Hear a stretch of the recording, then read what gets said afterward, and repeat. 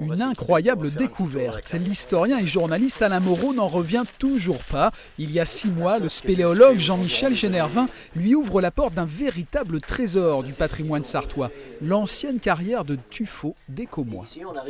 J'étais absolument stupéfait et il a bien fallu se rendre à l'évidence. Quand j'ai visité, on a marché pendant 3 heures et Jean-Michel m'a expliqué qu'en 3 heures, on avait fait 4 km sur les 18, quoi. C'est immense, c'est des cités souterraines.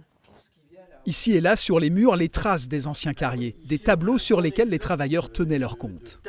Il y a aussi des gens qui ont fait des dessins, qui ont daté ces dessins. Il y a des poèmes sur les murs, sans doute pendant une pause déjeuner, et même, il faut bien le dire, quelques poèmes érotiques. Pour son guide spéléologue, la carrière abrite d'autres trésors, comme ces étroits goulots. Ils forment le lit d'anciennes rivières souterraines. Leur déblaiement est source de découvertes. Ça peut nous aider à comprendre un petit peu la circulation d'eau intérieure qui s'est passée dans ce massif et éventuellement peut-être de repérer des masses d'eau ou des cavités souterraines dans lesquelles il y aurait des lacs.